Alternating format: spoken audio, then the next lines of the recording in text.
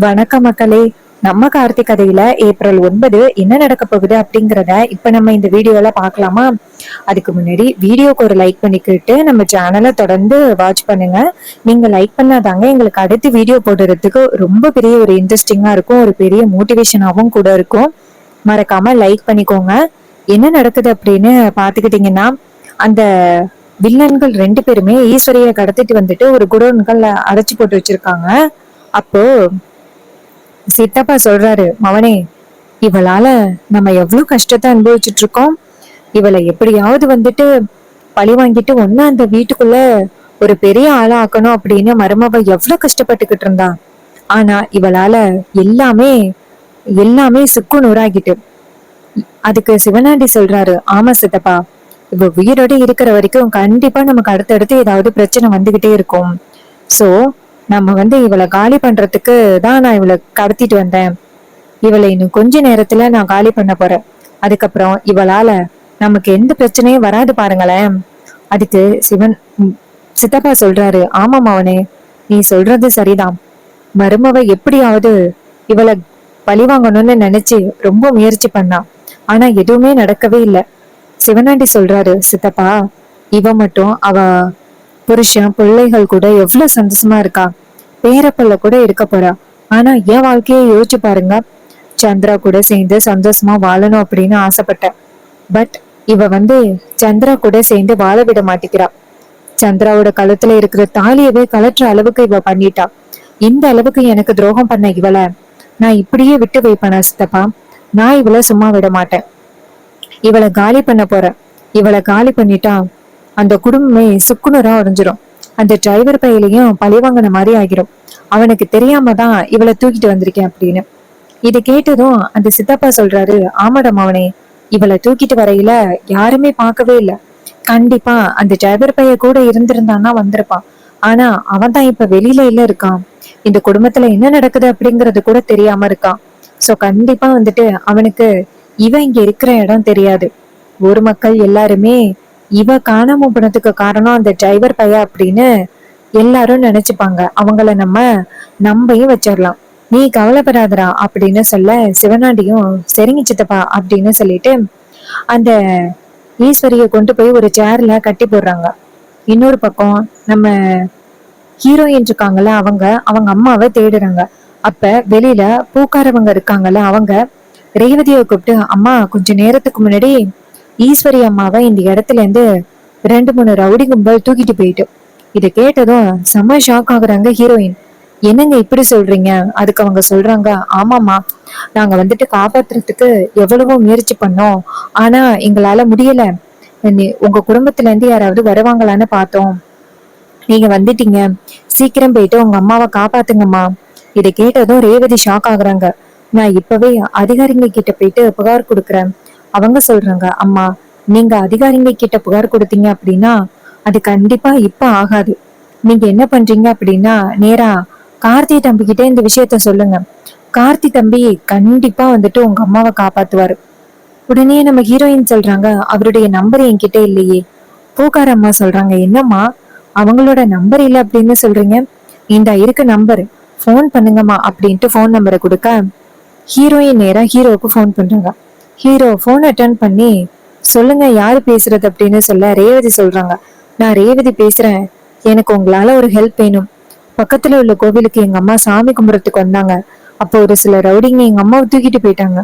அம்மா காணாம போன விஷயம் குடும்பத்துல உள்ள யாருக்கும் தெரியாது. எங்க அம்மாவை எப்படியாவது காப்பாத்துங்க அப்படின்னு. இதை கேட்டதும் நம்ம ஹீரோவுக்கு ரொம்ப அதிர்ச்சி.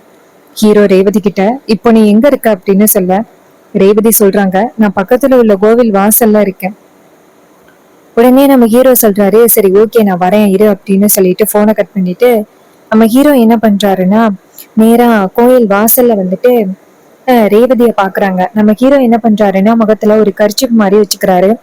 ஹீரோயின் கார்ல ஏறிட்டு ஹீரோவை பார்த்துட்டு, எதுக்காக நீங்க முகத்தை மூடி இருக்கீங்க அப்படின்னு சொல்ல ஹீரோ சொல்றாரு, இல்ல, நான் சும்மாதான் முகத்தை மூடி இருக்கேன் அப்படின்ட்டு. அப்ப ஹீரோயின் சொல்றாங்க, சரி வாங்க போகலாம், அம்மாவை காப்பாத்தணும் அப்படின்னு சொல்லிட்டு நேரா கார் எடுத்துக்கிட்டு ஈஸ்வரிய காப்பாத்துறதுக்காக போறாங்க. அப்போ ஒரு பெரிய குடோன் மாதிரி இருக்கு. அந்த இடத்துக்கு போனதும் அங்க சிவனாண்டியும் முத்துவும் ஈஸ்வரிய காலி பண்றதுக்காக தயாராகிட்டு இருக்காங்க. இத பார்த்ததும் ரேவதிக்கு செம ஷாக்கு. நம்ம ஹீரோ உள்ளேறி போயிட்டு அந்த ரவுடிங்க எல்லாரையுமே அடிக்கும் பொழுது நம்ம ஹீரோவோட முகத்துல இருக்க அந்த கர்ச்சிப் வந்து கீழே விழுந்துருது. இதை பார்த்ததும் ரேவதிக்கு ரொம்ப அதிர்ச்சி ஆகுது. இவரை நம்ம எங்கேயோ பார்த்திருக்க மாதிரி இருக்கே அப்படின்ட்டு அவங்க போயிட்டு அவங்க அம்மாவை காப்பாத்துறாங்க. ஈஸ்வரி வந்துட்டு அவங்க கையில உள்ள கட்டையெல்லாம் அவுத்துட்டு பாக்குறாங்க. பார்த்தா ஹீரோ வந்துட்டு மத்த ரவுடிகளை அடிச்சு காலி பண்ணிட்டு இவங்களை காப்பாத்துறது அப்படி இருக்கு. இத பார்த்ததும் நம்ம ஈஸ்வரிக்கு செம ஷாக்கிங்கா இருக்கு. ரேவதி சொல்றாங்க, அம்மா எப்படிமா நீங்க இவனுங்க கிட்ட மாட்டினீங்க? ஈஸ்வரி சொல்றாங்க, அம்மாடி நான் கோவிலுக்கு வெளியில நின்றுகிட்டு இருக்கும் பொழுது எவனே தெரியல என்னை தூக்கிட்டு வந்துட்டான். அதுக்கு ஹீரோயின் சொல்றாங்க, அம்மா அவனுங்கள அதிகாரிங்க கிட்ட பிடிச்சு கொடுக்கலாம் அப்படின்னு தான் நினைச்சேன். ஆனா ஒருத்தவங்க தான் இவருக்கு போன் பண்ண சொன்னாங்க. உடனே நான் போன் பண்ணமா, இவர் யாருமா? இவரை பார்த்தா எனக்கு ஏற்கனவே பார்த்த மாதிரி இருக்கு.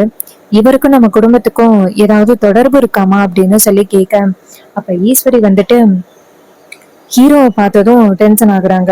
இவன் என் பொண்ணோட கண்ணுல படவே கூடாது அப்படின்னு நினைச்சுக்கிட்டு இருந்தேன்.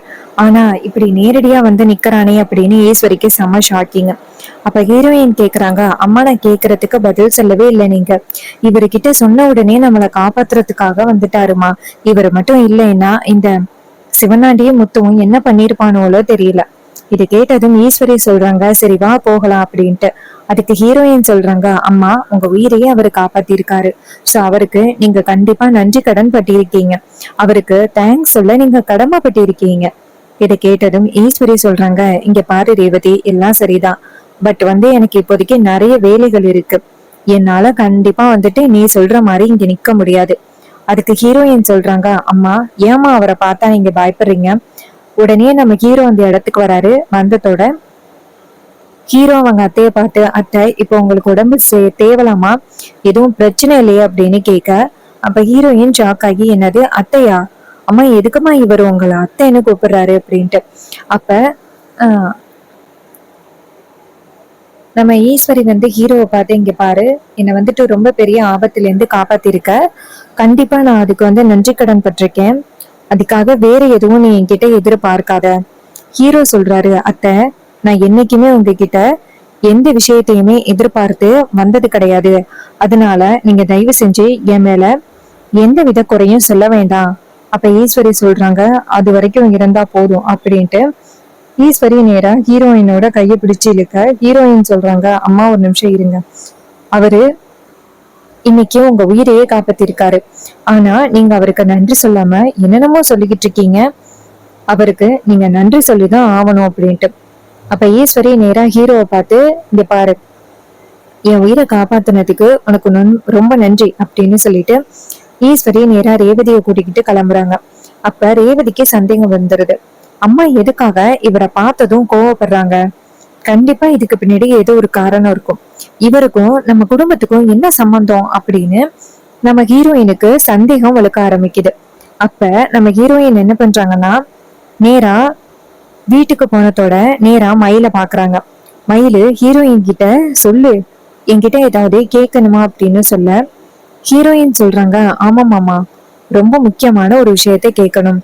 உங்களுக்கு கார்த்தி அப்படிங்கிறவரை தெரியுமா அப்படின்னு. அதுக்கு அவர் சொல்றாரு, ஐயோ என்ன இது கார்த்திய பத்தி கேக்குற? எதுக்காக நீ கார்த்திய பத்தி கேக்குறன்னு தெரிஞ்சுக்கலாமா? ஹீரோயின் சொல்றாங்க, இல்ல எனக்கும் அவருக்கும் ஏதோ ஒரு தொடர்பு இருக்கு. அவரை பத்தி எனக்கு ஏதோ ஒரு விஷயம் தெரியும். ஆனா எந்த விஷயம் தெரியும்னு எனக்கு சரியா தெரியல. தயவு செஞ்சு அவர் வந்து யாரு அப்படின்னு சொல்லுங்க. அவரை இன்னைக்கு நான் நேரடியா பார்த்தேன். அவரை எங்கேயோ நான் நேரடியா பார்த்திருக்க மாதிரியே எனக்கு தோணுது. அவருக்கும் எனக்கும் ஏதோ ஒரு வகையில தொடர்பு இருக்கு அப்படின்னு தோணுது. தயவு செஞ்சு சொல்லுங்க அப்படின்ட்டு. இத கேட்டதும் அவரு சொல்றாரு, ரேவதி இந்த அளவுக்கு கேக்குறதுனால நான் உன்கிட்ட சொல்றேன். அவரு வந்துட்டு வேற யாரும் இல்ல, உங்க அப்பா இருக்காரு இல்ல, அவருடைய சொந்த தங்கச்சியோட மகன் தான் அவரு. அவரு ரொம்ப நல்லவரு. இந்த ஊருக்கு நிறைய நல்லது பண்ணிக்கிட்டு வந்துகிட்டு இருக்காரு தெரியுமா? அவரு மாதிரி ஒருத்தர் இந்த ஊர் மக்களுக்கு கிடைச்சதுக்கு இந்த ஊர் மக்கள் எல்லாருமே கொடுத்து வச்சிருக்கணும். இதை கேட்டதும் ரேவதி சொல்றாங்க, அது சரி, இப்பதான் நான் யோசிச்சேன் அவருக்கு எப்படி இவ்வளவு நல்ல மனப்பான்மை வந்துச்சு அப்படின்னு. இது எல்லாமே பாட்டி தாத்தாவோட குணமா? அப்பா அடிக்கடி அவங்க தங்கச்சிய பத்தி சொல்லியிருக்காரு.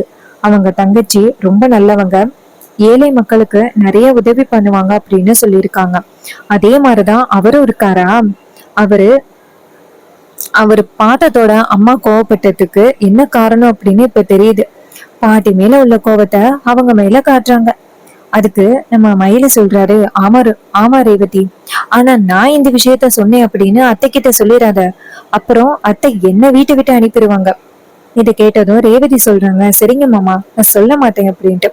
அதுக்கப்புறம் மயில அந்த இடத்துல இருந்து கிளம்புறாரு. அப்ப நம்ம ரேவதி நினைக்கிறாங்க, சோ அம்மாவுக்கு வந்துட்டு அவர் மேல கோவம், அதனாலதான் அவரு தன் உயிரை காப்பாத்தினாலும் அவருக்கு நன்றி சொல்றதுக்கு கூட அம்மா யோசிச்சாங்க. சோ கண்டிப்பா வந்துட்டு நம்ம தான் ஏதாவது பண்ணணும் அப்படின்னு ஹீரோயின் யோசிக்கிறாங்க. அப்ப நம்ம ஹீரோயின் என்ன பண்றாங்கன்னா, டக்குன்னு ஒரு நாடகம் போடுறாங்க. தன்னை யாரோ கடத்திட்டாங்க அப்படின்ட்டு அவங்க அம்மாவுக்கு போன் பண்றாங்க, ஒரு இடத்துல போய் இருந்துகிட்டு.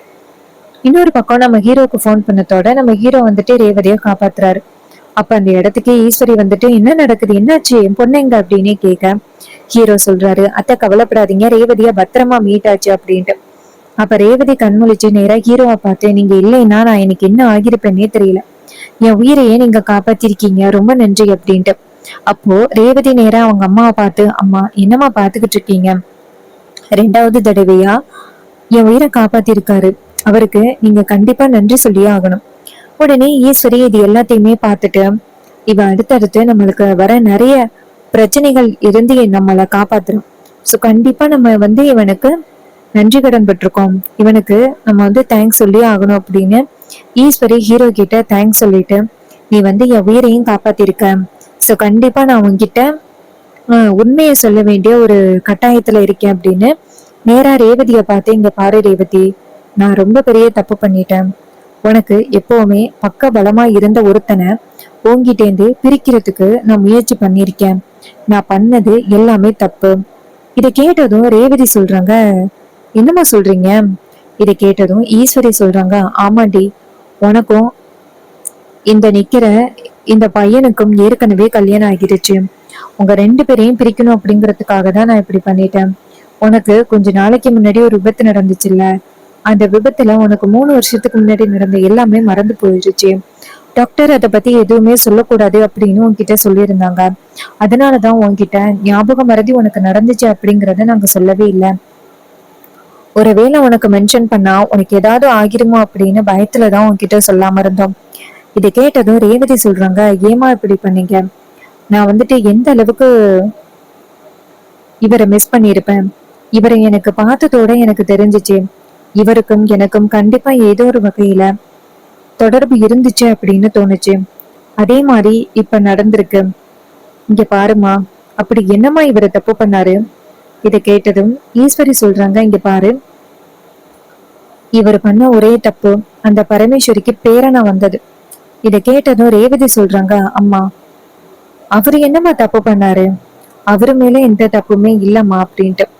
உடனே ஈஸ்வரி சொல்றாங்க, நேரா ஹீரோவை பார்த்தீங்க பாரு, நீ என் பொண்ணோட வாழ்க்கையை காப்பாத்திருக்க, என் பொண்ணையும் காப்பாத்திருக்க, உனக்கு நான் நன்றி கடன் பட்டிருக்கேன், ரேவதி கிட்ட எல்லா உண்மையே சொல்லிட்டேன், நீ எப்பவும் போல இனிமே வீட்டுக்குள்ள வரலாம்.